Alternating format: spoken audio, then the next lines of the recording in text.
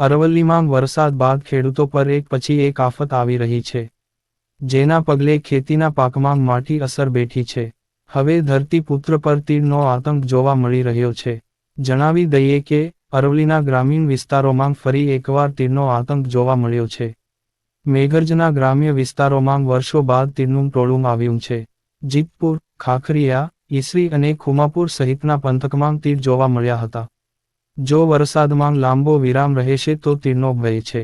તીડના કારણે ખેતીના પાકને નુકસાન થવાની ભીતિ ખેડૂતોને સતાવી રહી છે. અરવલ્લીના ગ્રામ્ય વિસ્તારોમાં તીડનો આતંક વધ્યો છે. તીડના વધતા જતા આતંકથી ગ્રામજનો ભયભીત છે. આ તીડ માત્ર ખેતરોમાં જ નહીં પરંતુ લોકોના ઘર સુધી પણ પહોંચી ગયા છે. ખેડૂતોનો આક્ષેપ છે કે ખેતીવાડી અધિકારી નજરે પડતા નથી. ગામમાં ન તો કોઈ દવાનો છંટકાવ થયો, ના છેલ્લા 2 દિવસથી તીડ ખેતરોમાં ઘૂમી રહી છે અને તૈયાર પાકને નુકસાન પહોંચાડી રહી છે, જ્યારે ખેડૂતો માત્ર વરસાદ જ તીડને ભગાડશે તેવી આશા રાખી રહ્યા છે.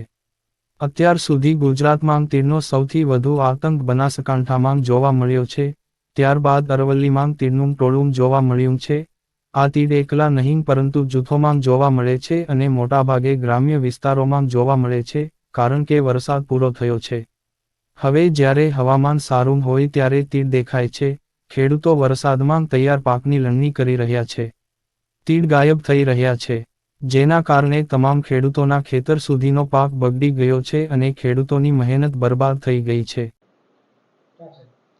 આજરોજ ફિલ્ડ કક્ષાએ રેલાવડા વિસ્તારમાંથી વિસ્તરણ અધિકારી ખેતી શ્રી સન્મુખભાઈ વસાવા મારફત અત્રે જાણકારી મળી કે તૂતીઘોડા જેવા મોટા ઝુંડમાં જે જીવાત છે એનો ઉપદ્રવ રેલાવાડા વિસ્તારના 20 થી 25 ગામોની અંદર જોવા મળેલ છે અને ગ્રામસેવકોએ એને નોટિફાઈડ કરેલ છે અને તેમના દ્વારા જે ફોટોગ્રાફ્સ અને એ બધું અત્યારે પ્રાપ્ત થયું એ પેટા વિભાગમાં પાક સંરક્ષણ અધિકારી એ ચકાસણી કરી.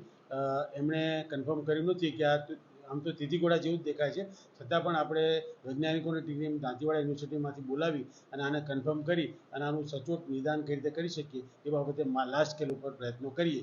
હાલ અમારું જિલ્લા કક્ષાએથી ટીમ જે તે વિસ્તારની અંદર ફરી એક વધુ ચકાસણી માટે નીકળે જ છે અને વધુ કન્ફર્મ થઈ જાય પછી આ બાબતે કંઈક કહી શકાય.